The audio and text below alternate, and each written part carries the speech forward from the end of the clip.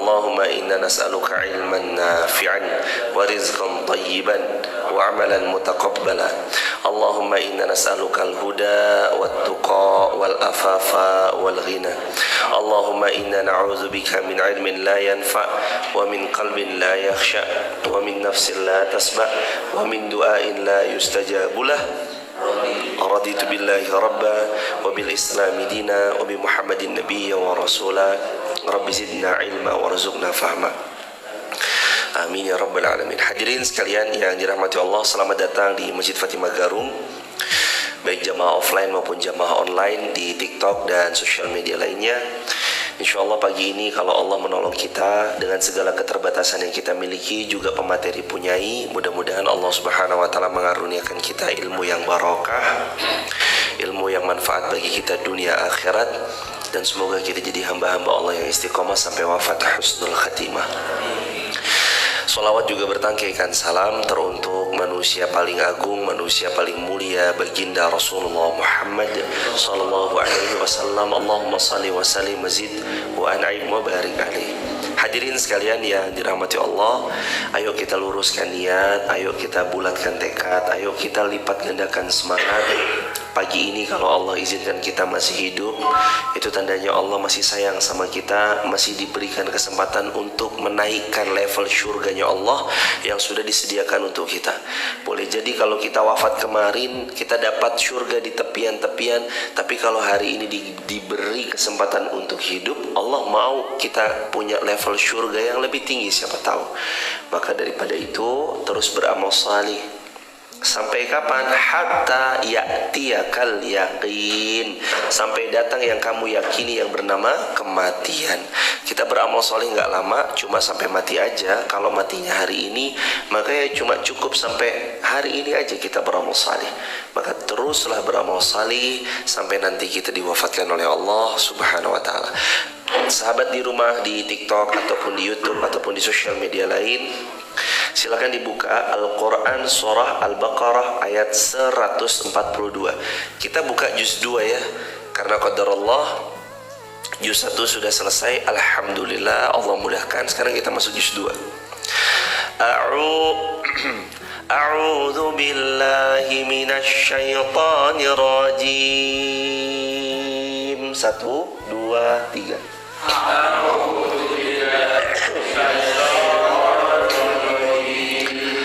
Bismillahirrahmanirrahim.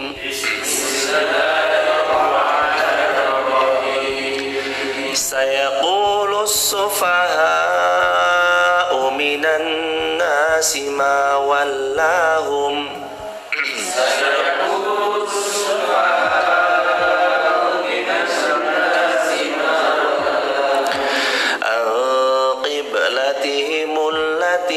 كانوا عليها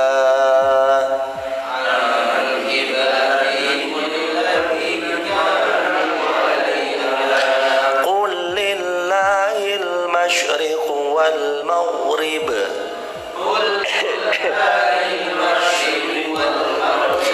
يهدي من يشاء إلى صراط مستقيم.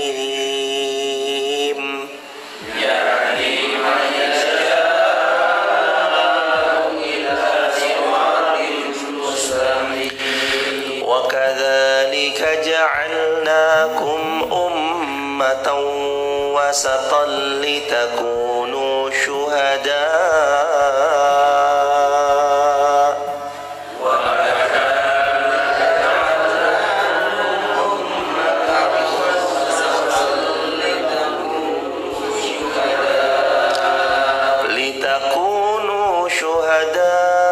على الناس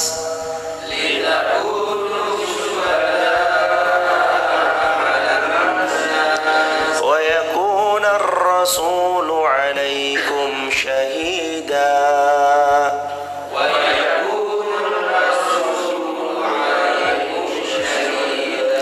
وما جعلنا القبلة التي كنت عليها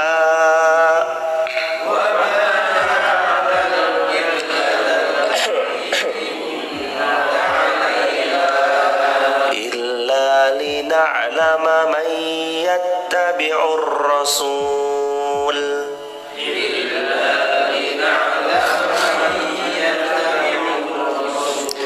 mimman yanqalibu ala aqibai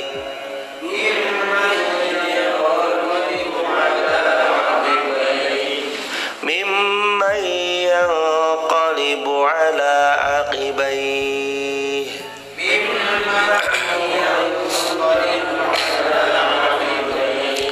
wa in kanat lakabiratan illa ala alladhina hadallah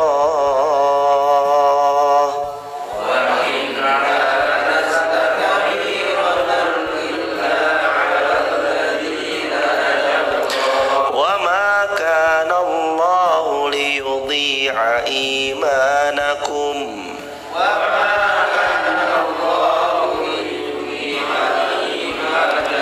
إن الله بالناس لرؤوف رحيم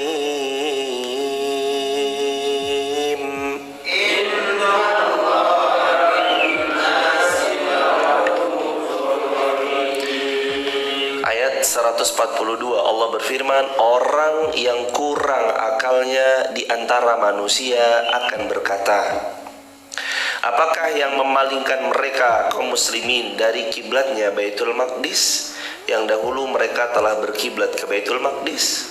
Kita sudah ceritakan bahwasanya dulunya kita berkiblat ke Baitul Maqdis. Lalu Allah memerintahkan kepada baginda Rasulullah Sallallahu Alaihi Wasallam untuk berpindah dari Baitul Maqdis menuju Masjidil Haram. Fawalli wajhaka ila syatral Masjidil Haram. Nanti kita ketemu ayatnya. Katakanlah, kepunyaan Allah lah timur dan barat, dan dialah Allah yang memberi petunjuk kepada siapa yang Allah kehendaki ke jalan yang lurus. Ayat 143-nya. Dan demikian pula lah kami telah menjadikan kamu umat Islam, umat yang adil dan umat yang terpilih, agar kamu menjadi saksi atas perbuatan manusia, dan agar Rasul Sallallahu Alaihi Wasallam Nabi Muhammad menjadi saksi atas perbuatanmu. Dan kami Allah tidak menetapkan kiblat yang menjadi kiblatmu sekarang, melainkan agar kami mengetahui dengan nyata siapa yang mengikuti Rasulullah, siapa yang berpaling kepada Rasulullah, siapa yang berpaling dari Rasulullah Sallallahu Alaihi Wasallam. Dan sesungguhnya pemindahan kiblat itu terasa amat berat kecuali bagi orang yang telah Allah beri petunjuk kepada mereka, dan Allah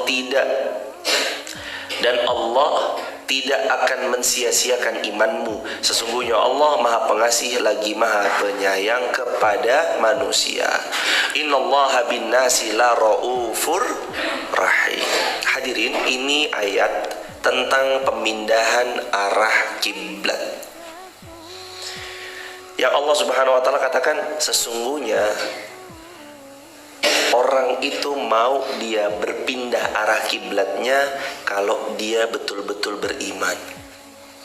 Pemindahan arah kiblat yang awalannya Rasulullah SAW menghadap ke Baitul Maqdis Palestina, sekarang dipindah bukan lagi di Baitul Maqdis Palestina tapi di tempat yang lain, seperti tapi di Masjidil Haram di Mekah Al-Mukarramah. Itu tujuan salah satunya adalah Allah mau menguji jemaah, siapa yang betul taat kepada perintah Allah ketika arah kiblat ini dipindahkan. Dan Allah mau menguji siapa di antaranya yang taat kepada Rasulullah, atau siapa di antaranya yang dia berpaling dari ketaatan kepada baginda Rasulullah Muhammad sallallahu alaihi wasallam ini. Kalau dalam tafsir Ibnu Katsir, Al-Imam Al-Bukhari meriwayatkan dari Al-Bara bin Azib radhiyallahu anhu bahwa Rasulullah sallallahu alaihi wasallam pernah mengerjakan salat dengan menghadap ke Baitul Maqdis selama 16 atau 17 bulan. Jadi Rasulullah SAW sholat menghadap Baitul Maqdis. Setelah perintah sholat itu turun, kira-kira riwayat Al-Bara bin Azib dari Sayyidina Abu Hurairah radhiyallahu anhum ajma'in, kira-kira 16 sampai 17 bulan. Dan beliau ingin sekali jika kiblat yang mengarah ke Baitullah, salat yang pertama kaki beliau kerjakan dengan menghadap Ka'bah adalah salat asar, diikuti oleh beberapa orang sahabat lainnya selepas 17 bulan, kurang lebih 1 tahun lebih 5 bulanan menghadap ke Baitul Maqdis, lalu kemudian dibalik arahnya ke Masjidil Haram. Kenapa kok terjadi perintah untuk pemindahan kiblat? Ini atas wahyu perintah dari Allah Subhanahu wa taala. Kenapa Allah Subhanahu wa taala memindahkan kiblat yang awalnya ke Baitul Maqdis Palestina yang sekarang terus kemudian ke Masjidil Haram? Jawabannya supaya Allah betul-betul tahu siapa yang mentaati Rasulullah dan siapa yang berpaling dari Rasulullah sallallahu alaihi wasallam. Ketahuan. Karenanya hadirin, ujian, kalau kita mau luasin lagi, ujian itu diperlukan dalam hidup supaya kita betul-betul tahu mana yang sabarnya palsu, mana yang sabarnya asli.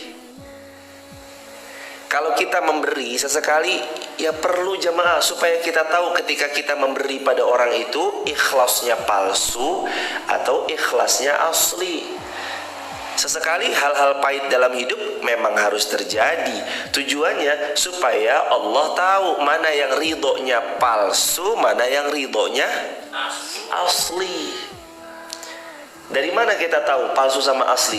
Saat orang itu memberi, saat orang itu tertimpa ujian, saat orang itu dilanda musibah, baru ketahuan kan mana yang lisannya palsu, cuma kedok belaka, mana yang lisan dan hatinya selaras. Kan orang macam-macam. Ada yang di depan baik, di balik layar ternyata tak sebaik yang di depan layar. Ada yang depan belakang mah sama. Ada yang mungkin di depan kelihatan gahar, garang, di belakang mah padahal baiknya luar biasa. Macam-macam kan orang, apalagi di dunia maya hari ini. Ada banyak persona-persona yang ditunjukkan, ditampilkan. Dari mana kita betul-betul tahu ini real, yang palsu, ini real, yang asli? Hadirnya ujian membelah mereka berdua.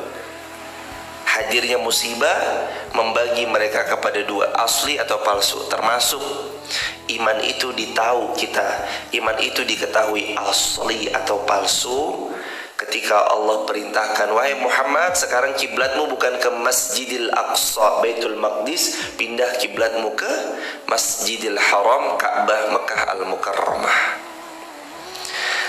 Akhirnya Allah melihat hambanya yang mau ikut kepada Rasulullah dan hamba-hambanya yang berpaling dari Rasulullah SAW. Padahal tugas kita untuk mengikuti Rasulullah, sebagaimana dalam Al-Quran surah Ali Imran ayat 31 Allah berfirman, Qul in kuntum tuhibbunallaha fattabi'uni yuhibbukumullah wa yaghfir lakum dzunubakum. Wahai manusia sekalian, kalau engkau betul mencintai Allah, fattabi'uni, kata Rasulullah, ikutilah aku. Kalau kamu benar mencintai Allah, teladanilah diriku, kata Rasulullah. Yuhibbukumullah wa yaghfir lakum dzunubakum. Nanti kalau engkau meneladaniku, Allah mencintaimu dan dosamu Allah hapuskan. Allah. Apa yang membuat kita dicintai Allah? Mengikuti Rasulullah. Apa yang membuat Allah jatuh cinta kepada hambanya? Saat hambanya mau meneladani Rasulullah. Karena hadirin jamaah yang dirahmati Allah Subhanahu wa taala, hidup kita ini gak boleh jauh-jauh dari apa yang Allah telah firmankan, dari apa yang Rasulullah SAW teladankan. Hidup kita jangan jauh-jauh dari dua hal itu. Jangan jauh-jauh juga dari para alim, para ulama yang senantiasa membersamai kita dalam kebaikan. Kata Al-Imam Ibnu Katsir rahimahullah, beliau mengatakan kayak gini, An-nasu ma'a syuyukhihim. Manusia itu akan senantiasa hidup jika mereka bersama gurunya. An-nasu ma'a syuyukhihim. Manusia itu akan hidup kalau mereka selalu dibersamai gurunya. Kita tahu bahwasanya Kita dapat ilmu ya karena ada gurunda-gurunda kita bisa termudahkan semakin yakin imannya kepada Allah ya karena ada gurunda-gurunda kita. Karenanya Imam Ibnu Katsir mengutarakan annas ma'a syuyukhihim. Hiduplah kalian semua wahai manusia bersama guru-guru kalian. Setidaknya jamaah dirahmati Allah, jadikan satu orang alim yang menjadi jembatan kita antara surga atau nerakanya Allah. Jadikan satu orang alim yang membuat kita punya jembatan menuju surganya Allah dan jauh dari nerakanya Allah. Dan gak perlu nunggu sempurna, sosok sempurna dulu baru kita pegang sebagai seorang guru. Perlu nggak? Kalau hari ini rasa-rasanya nggak ada manusia yang sempurna kecuali baginda Rasulullah Muhammad SAW. Guru kita atau siapapun yang kita selama ini menimba ilmu daripadanya pasti punya kekurangan. Di balik ada kelebihannya yang beliau miliki. Sama pun semua manusia dimanapun berada punya kekurangan di balik kelebihan yang Allah karuniakan, kecuali baginda Rasulullah Muhammad SAW. Mari berlapang-lapang dada atas kekurangan yang kita punya, berlapang-lapang jiwa atas mungkin ada khilaf yang sempat terjadi. Karena itu yang nanti membuat kita atas pertolongan Allah semakin termudahkan mengakses ilmu yang boleh jadi nggak bisa diakses kecuali di tempat-tempat meja makan saat kita makan bersama. Yang nanti dampaknya adalah kepada keimanan. Keimanan nanti adalah bukti bahwa seorang hamba betul-betul mentaati Allah.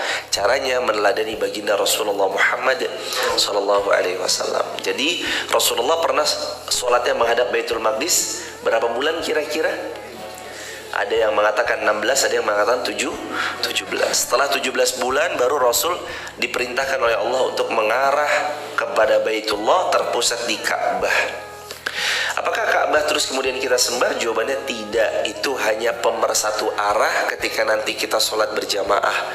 Terbukti ketika kita nanti di jalan, di mobil, di bis, ketika tidak memungkinkan untuk duduk di rest area lalu terus sholat, boleh menghadap ke arah mana saja saat tunggangan kita melaju mengarah ke arah sana, tanpa harus berpatokan mana nih kiblatnya. Dah, hadapkan kemana saja. Artinya kita tidak sedang menyembah Ka'bah, enggak. Yang kita sembah adalah Allah Subhanahu wa Ta'ala. Ka'bah pemersatu arah.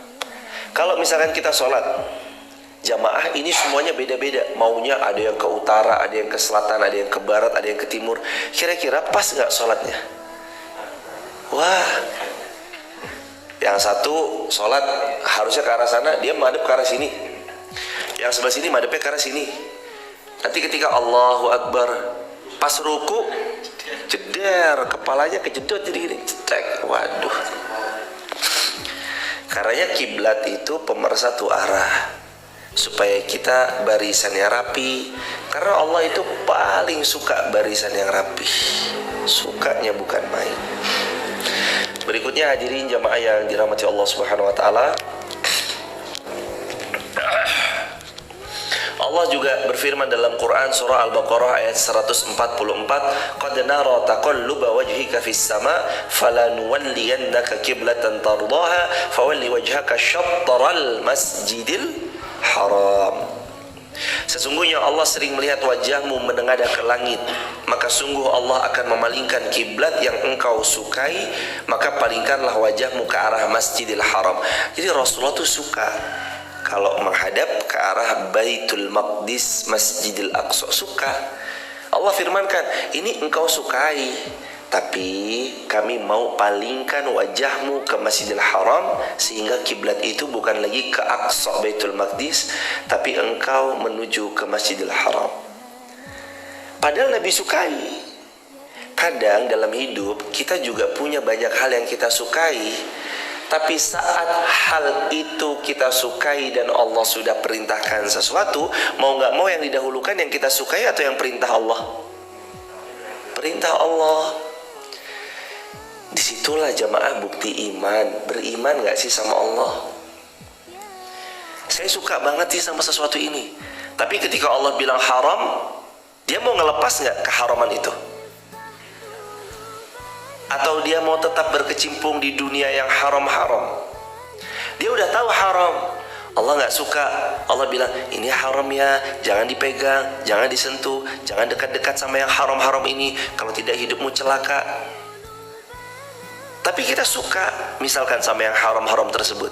Mau nggak mau pilihannya ya tetap taat kepada Allah. Disitulah wujud bukti iman, saat hawa nafsu dikalahkan dan ketaatan diutamakan. Tulis di kolom komentar ya sahabat. Salah satu bukti iman adalah saat hawa nafsu dikalahkan dan ketaatan diutamakan.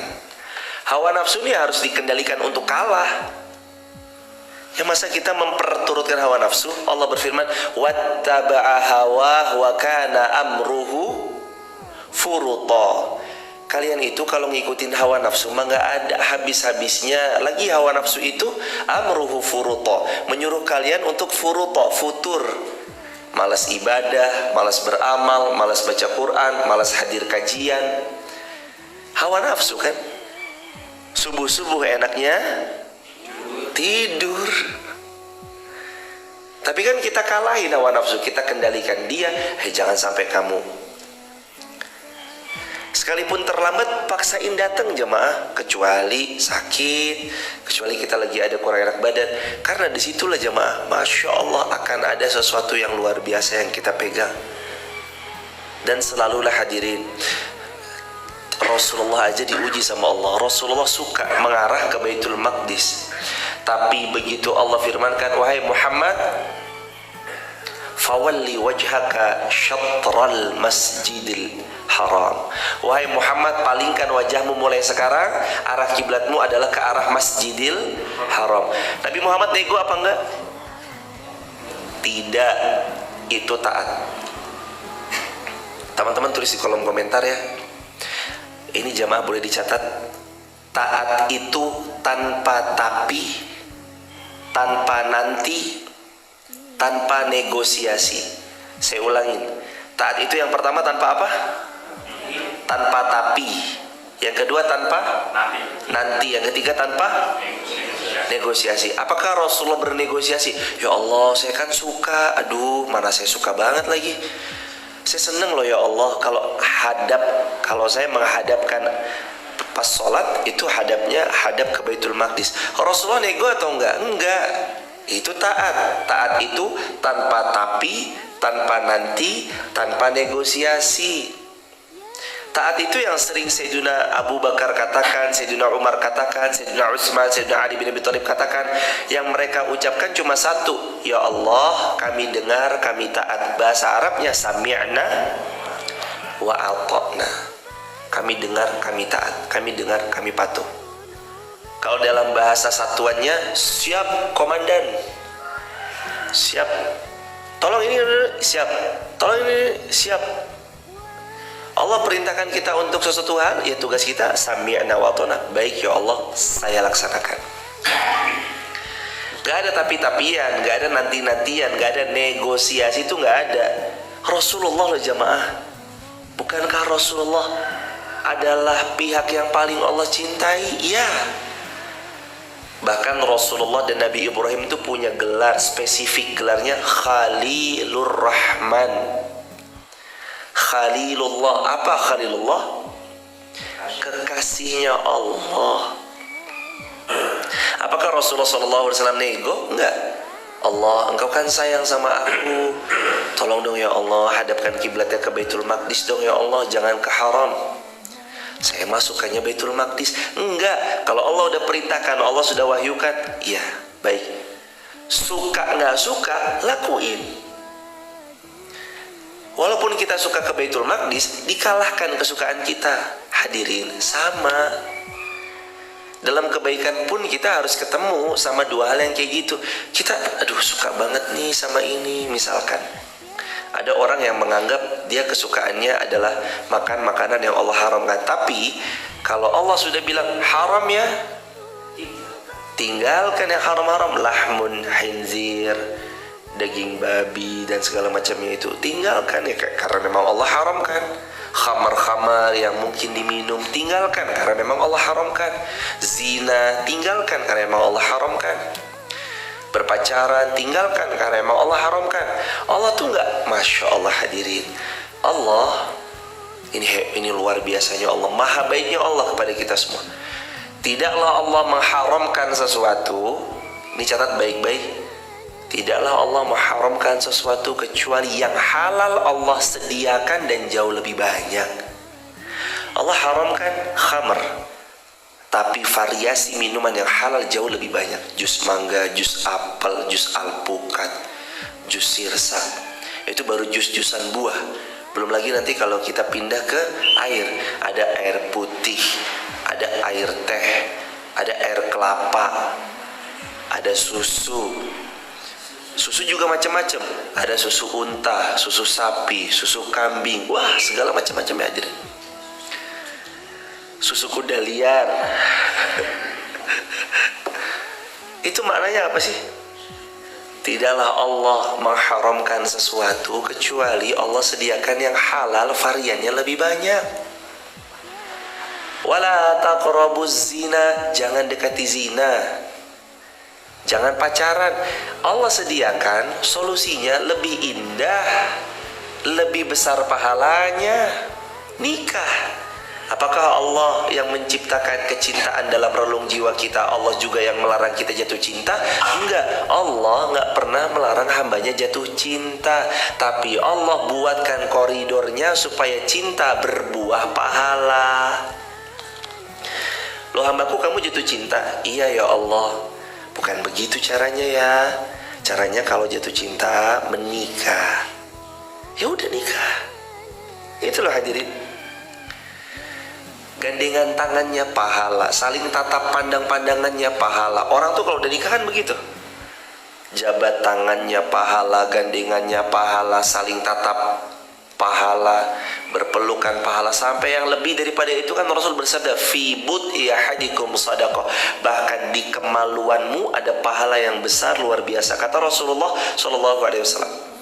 Lalu sahabat mikir, loh ternyata dari apa yang Allah karuniakan itu ada pahala yang besar. Sahabat nanya ke Rasulullah, ya Rasulullah, ayati ahaduna imra'atahu bisyahwatin kana lahu ajr? Wahai Rasulullah, apakah kalau kami datangi istri kami lalu kami melampiaskan urusan ranjang kepada istri kami, kami dapat pahala yang besar? Rasulullah jawab apa? Fakaifa idza wada'aha fil haram kana lahu wizr? Coba saya tanya ya. Rasul tuh nggak jawab iya, tapi Rasulullah tanya balik. Jadi metode kalau ada orang nanya dibalas, kamu nanya kayak gitu, itu tuh dari dulu. Sebenarnya maksudnya Rasulullah kan ditanya, ya Rasulullah, emang apa? Kalau kita datangi istri kita terus kemudian kita lampiaskan urusan ranjang, kita dapat pahala yang besar. Rasulullah tuh nggak balik jawab, tapi Rasulullah balik tanya. Kata Rasulullah, idza wada'aha fil haram kana lahu wizr. Coba deh kalian pikir, bukankah kalau kemaluanmu kamu letakkan pada yang haram, artinya berzina, kana lahu wizr, bukankah kamu dapat dosa yang sangat besar karena zinanya? Sahabat mikir, iya ya, kalau zina dosa besar, berarti kalau orang menikah lalu kemudian mereka ibadah soalan ranjang, itu pahala yang besar. Rasulullah terus kemudian bilang apa? Fakadzalika idza wada'aha fil halal kana lahu ajr. Maka seperti itulah kalau kemaluanmu kau letakkan pada yang halal, pasangan yang halal, maka kamu dapat pahala yang besar luar biasa. Jadi di setiap apa yang Allah hadirkan itu jemaah, yang halal jauh lebih banyak daripada yang haram. Daging babi haram, tapi kan yang halal masih banyak. Ayam, sapi, kambing, ikan, masih banyak. Pacaran haram, tapi kan nikah itu halal. Semua-muanya halal setelah menikah. Riba itu haram, tapi kan Allah kasih solusi yang lain. Coba deh hindari riba ya, nanti engkau akan dapatkan ketenangan. Dan lagi jamaah, kita tuh sering lupa, ya Allah saya udah tinggalin riba ya, mana nih uang 1 miliarnya nggak datang-datang.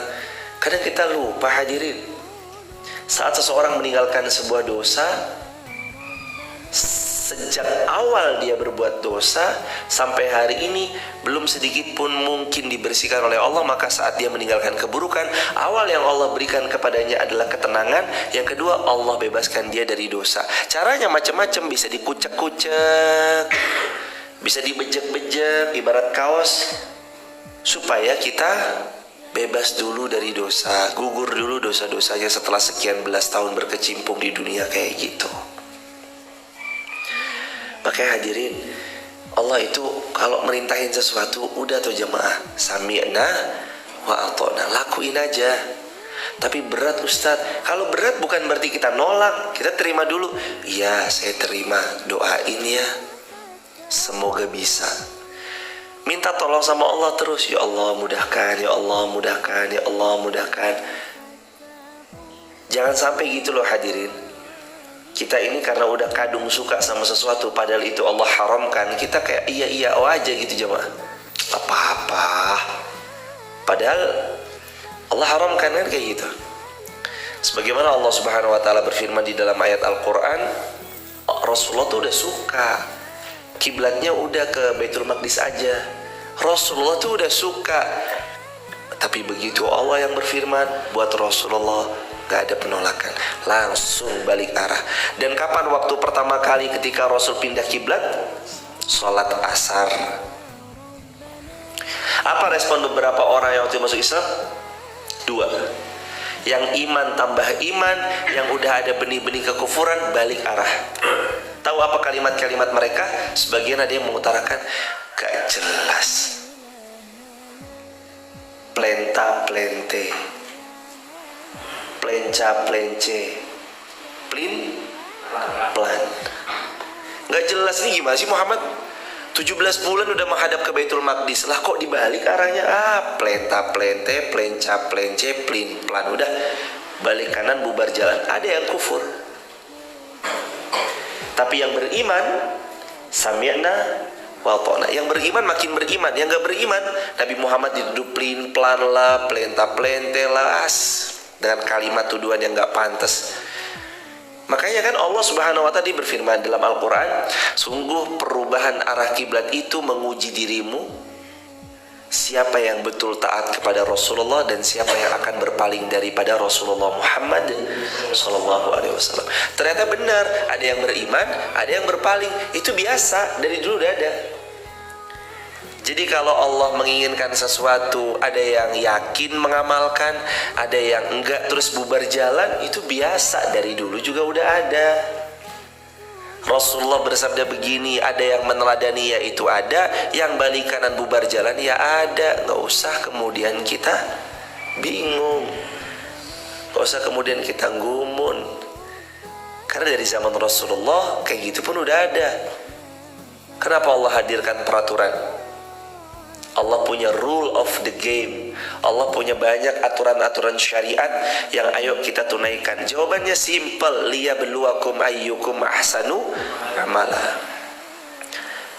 Alladzi khalaqal mauta wal hayata liyabluwakum ayyukum ahsanu amala. Al-Mulk ayat 2 kan jawabannya. Allah ciptakan maut, kematian itu dekat dari hidupmu. Wal hayata, dan Allah jadikan nanti kamu setelah mati dihidupkan kembali pada hari di mana kamu akan hidup selama-lamanya. Tujuannya apa sih? Allah ciptakan kok ada kehidupan, kematian, kehidupan. Liyabluwakum ayyukum ahsanu amala. Allah mau tahu siapa di antara kita yang paling baik amalannya. Maka benar kalau Allah mengingatkan dalam Al-Quran 148 Al-Baqarah, nanti kita ketemu 2 hari atau 3 hari lagi insyaallah. Walikulli wijhatun huwa muwalliha fastabiqul khairat. Tugasmu untuk berlomba di atas muka bumi ini dalam banyak-banyak berbuat kebaikan. Kita ini lagi lomba. Jamaah Masjid Fatimah Garung satu sama lain itu lagi lomba main istiqomahan. Siapa yang paling istiqomah? Lomba siapa yang paling rajin untuk memakmurkan masjid. Lomba siapa yang paling banyak bacaan Qur'annya. Kita tuh lomba-lombaan loh hadirin. Jangan kira kita nggak lagi lomba. Termasuk Allah tuh kan mantau siapa yang hadir ke Masjid Fatimah Garung, nyatet sampai habis 10 buku.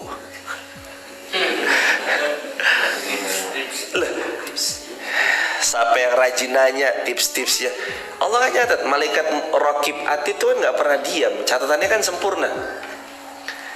Sama atau tidak itu tergantung dari amalan-amalan kita kan. Dan kita ini lagi lomba-lomba aja jemaah. Trek kita adalah lomba dalam kebaikan sampai kita berpulang ke pangkuan Allah. Hadirin, saya mengajak diri saya dan kita semua, yuk taat sama Allah. Jamaah TikTok, assalamualaikum. YouTube, Instagram, assalamualaikum. Yuk taat sama Allah. Tanpa tapi, tanpa nanti, tanpa negosiasi. Udah, kalau Allah perintahin, los. Haji kamu ya, kalau kamu diberi kemampuan, alhamdulillah ya Allah diberi kemampuan. Hati itu jamaah, ya Allah. Yang namanya duit, apalagi ya jamaah, nyari kan setengah mati. Kita nyari uang, masya Allah udah terkumpul 50 juta. Dak dik duk der, sebentar. Allah perintahkan haji, kita udah mampu belum nih mah? Udah mampu, tapi mah jangan mah. Masa ngontrak berangkat haji? Kita beli tanah dulu aja mah. Tuh, syaitan hadirin. Aduh, kayaknya mah ini mah lebih bagus kalau kita beliin tanah dulu aja. Mah, kita kan mau haji nih mah. Tapi uang 50 juta itu gede loh kalau kita putarkan modal lagi. Wah, tahu yang terjadi apa? Akhirnya diputarkan untuk modal dagang lagi, bangkrut jemaah. Allahu Akbar. Ada jemaah cerita gitu. Udah Ustaz, wallah saya kapok Ustaz, nunda pengen berangkat umroh. Loh kenapa mas? Saya punya uang untuk umroh waktu itu Ustaz. Saya pikir kayaknya nih uang umroh belum worth it lah kalau saya umroh. Mending buat putaran dagang saya dulu. Akhirnya dipakai putaran dagangannya habis, bangkrut jemaah. Itu karena dia mendahulukan hawa nafsu dan mengabaikan perintah Allah. Allah suruh, yuk kalau kamu mampu, hujjul bait man istata'a ilaihi sabila. Kamu pergi ya ke rumahku. Allah tuh kan sebenarnya, ini ya udah aku kasih modal, kamu ke rumahku ya. Ini aku kasih kesempatan, kamu ke rumahku ya. Lah kenapa kita malah milih dunia? Allah udah kasih fasilitasnya, Allah sudah beri anggarannya, salah satunya lewat ikhtiar kerjaan kita. Lalu terus ketika Allah kasih anggarannya, lah kok ini, coba bayangin jemaah, ini anggaran untuk kamu ke rumahku ya.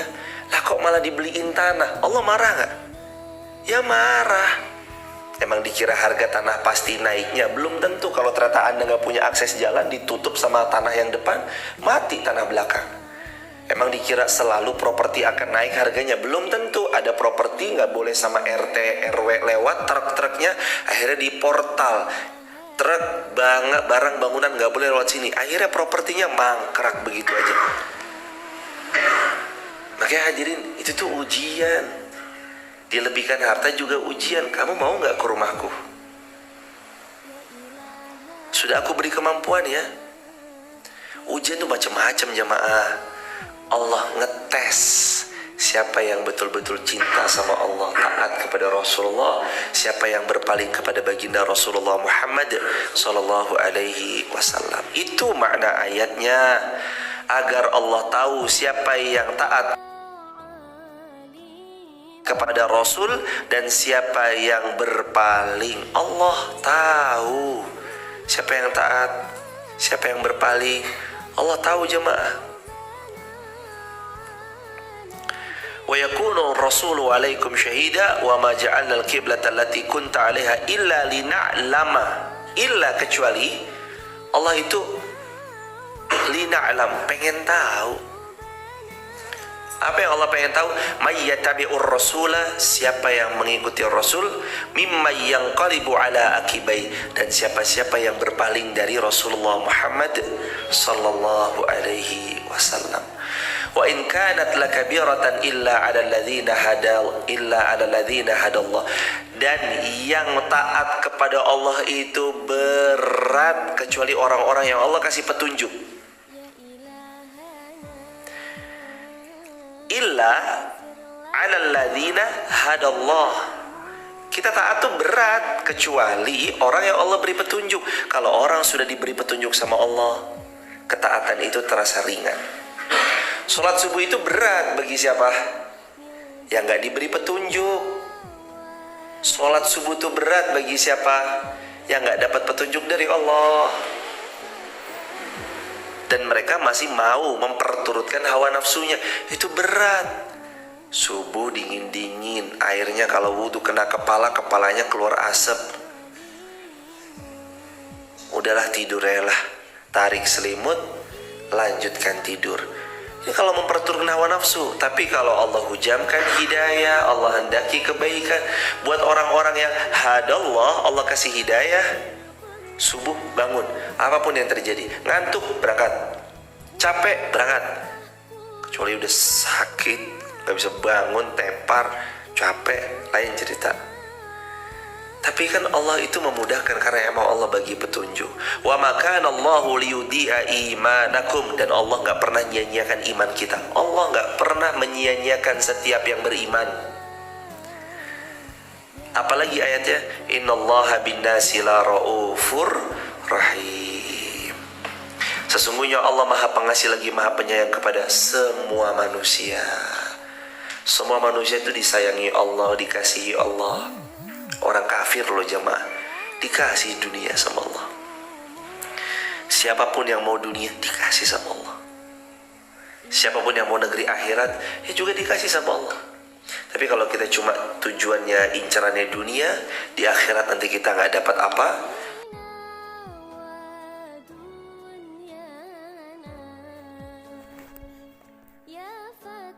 Kiblat tardaha fawalli wajhaka syatral masjidil haram wa haitsuma kuntum fawallu wujuhakum syatrah. Ini sudah ya, maka hadapkan wajahmu ke Masjidil Haram, atau nanti di mana saja kamu berada, hadapkan wajahmu pokoknya ke arah Masjidil Haram. Tapi kalau misalkan lagi dalam perjalanan atau apa segala macam, boleh kamu menghadap ke arah mana saja, karena dalam perjalanan. Wa innal ladzina utul kitaba la ya'lamuna annahu al-haqqu min rabbihim wa mallahu bighafilin amma ya'malun. Allah enggak pernah lalai dari apa yang kita kerjakan. Tenang. Manusia enggak terima kasih sama kita, Allah tetap tahu. Manusia enggak standing applause, bertepuk tangan atas kebaikan yang kita berikan, Allah tahu.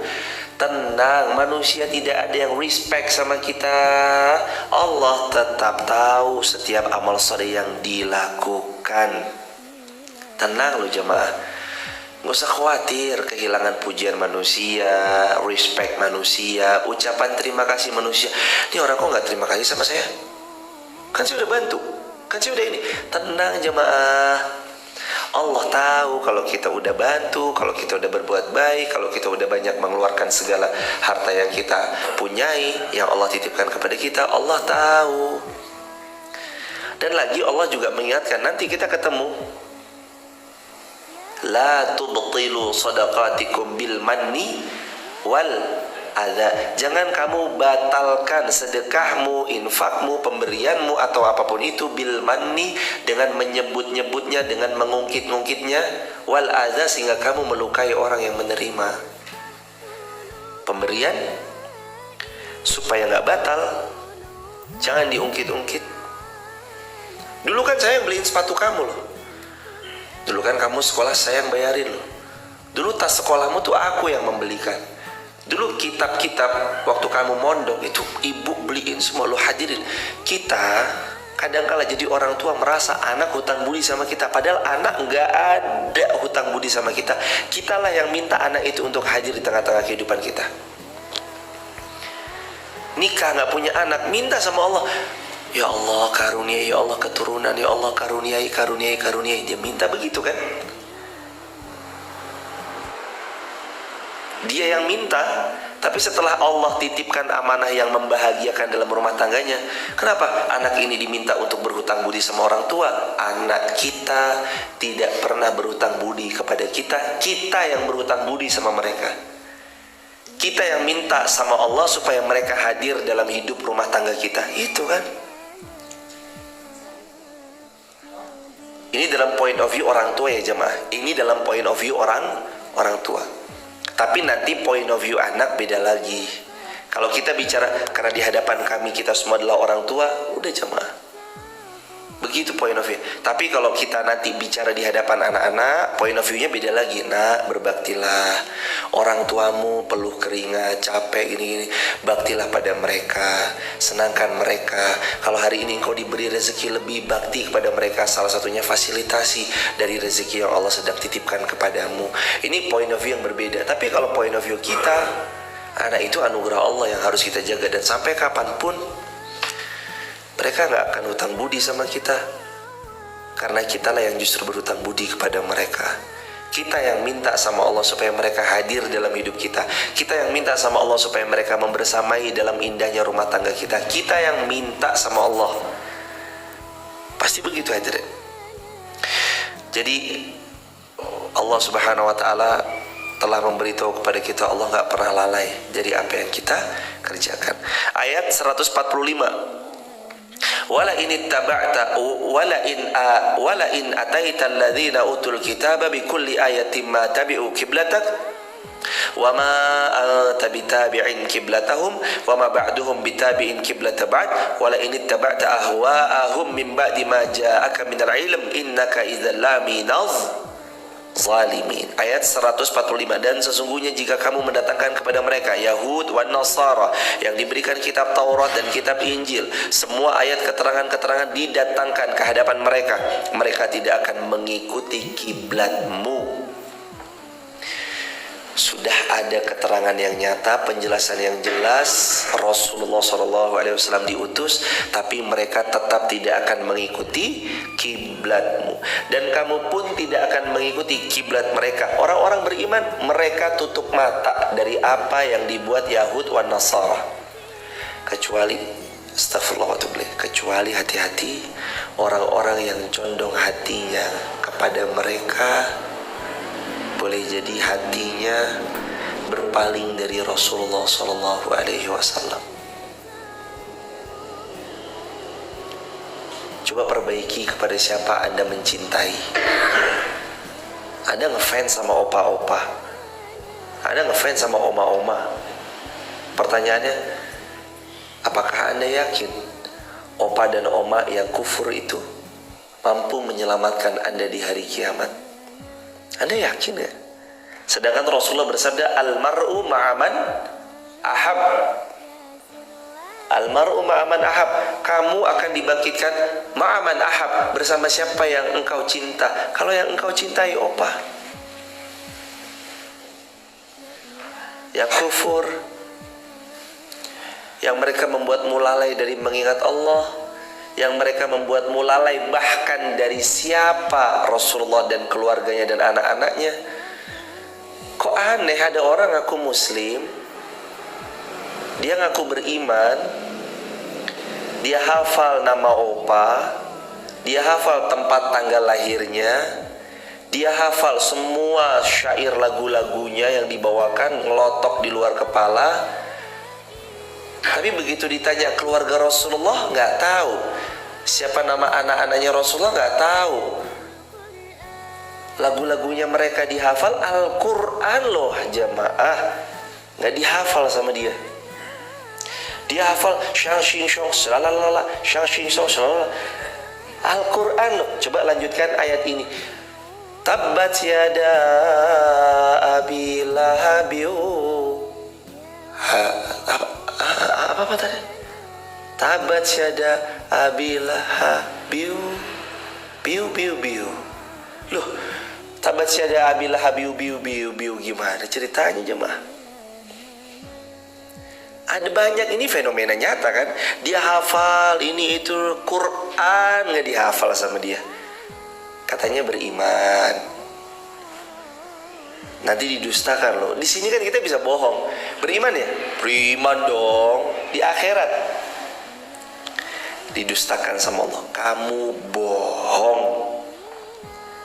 Ya Allah, amantu billah, aku beriman kepadamu ya Allah. Allah bilang, kadzabta, kamu pendusta. Kenapa ya Allah kok saya dituduh pendusta? Kamu hafal lagu-lagu mereka, tapi Quranku nggak pernah kamu hafal.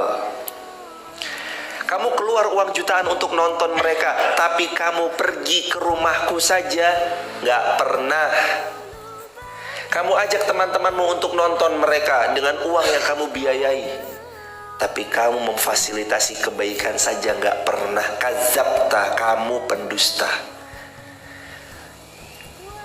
Menohok gak jemaah nanti kalau digituin sama Allah? Ini loh hadirin ayatnya. Kamu tuh gak akan mengikuti kiblat mereka, karena orang-orang beriman mereka tahu mereka gak akan ngikuti mereka, milahnya mereka, gaya hidupnya mereka. Mereka gak akan ngikutin karya-karya mereka yang membuat jauh dari Allah, gak akan. Karena orang-orang beriman cintanya kepada Allah begitu dalam. Salah satu bukti cinta kepada Allah adalah fattabi'uni, mengikuti teladan sunnahnya baginda Rasulullah Muhammad SAW. Dan mereka punya instalasi kuat dalam relung jiwanya tentang siapa sosok-sosok wanita hebat di sekeliling Rasulullah, siapa sosok-sosok laki-laki hebat di sekitar Rasulullah SAW. Kayak gitu jemaah.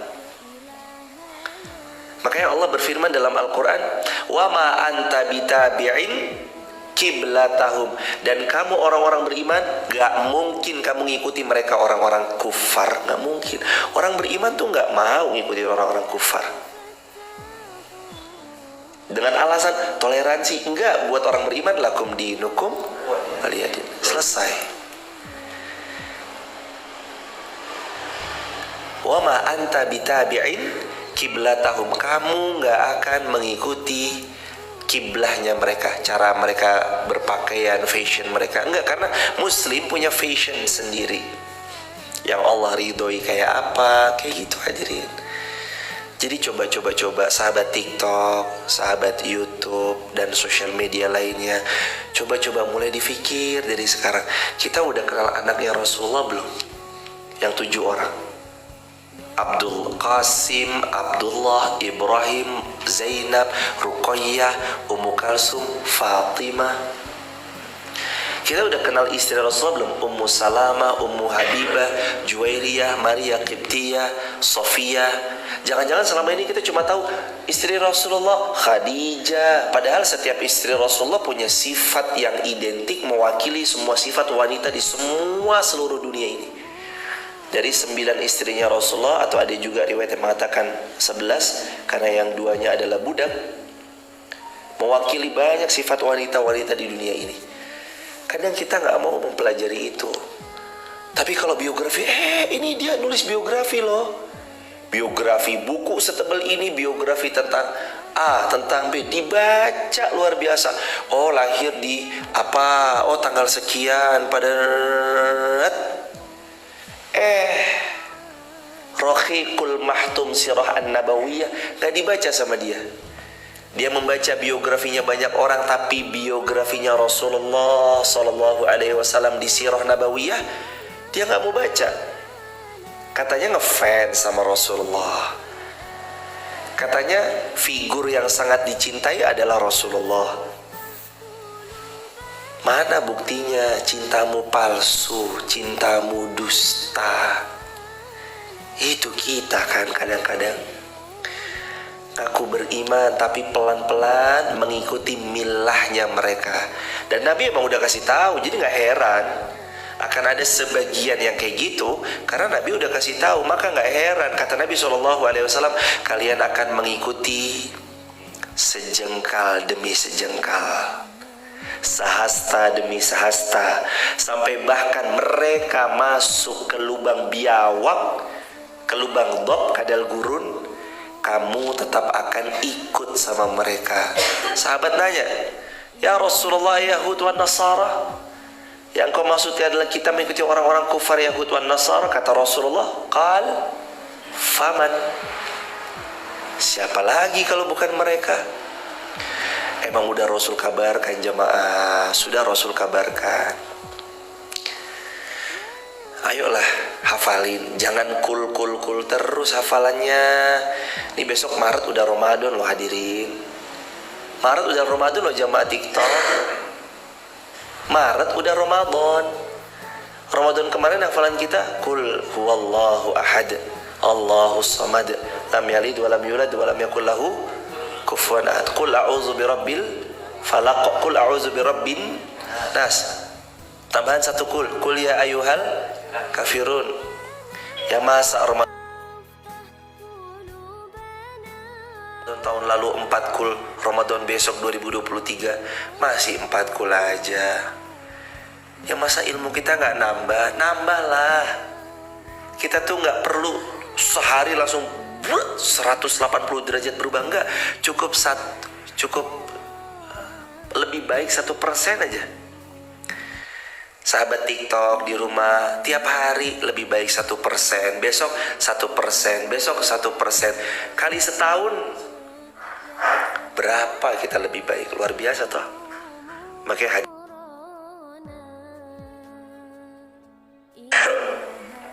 wala in ittaba'ta ahwa'ahum min ba'di ma ja'aka minal ilm innaka idzal laminal zalimin. Kalau kamu mengikuti hawa nafsumu sesudah datang ilmu kepadamu, nih hati-hati ya. Kalau kita tetap memperturutkan wala ini tabata ahwa'ahum, kalau kamu tetap memperturutkan hawa nafsumu, mimba'di sesudah maja'aka minal ilm, kamu dapat ilmu. Nih udah dapat ilmu kan, udah dapat nasihat kan, udah dapat ilmu.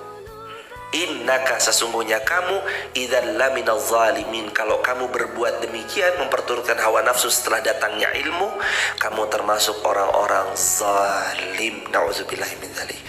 Kita lanjutkan besok 146 Al-Baqarah. Terima kasih sahabat TikTok, YouTube, Instagram yang sudah membersamai. Barakallahu fikum, semoga ilmu ini diberkahi Allah. Mohon maaf atas segala kekurangan dari pemateri. Apa yang pemateri punyai ini sangat terbatas, semoga Allah ampuni.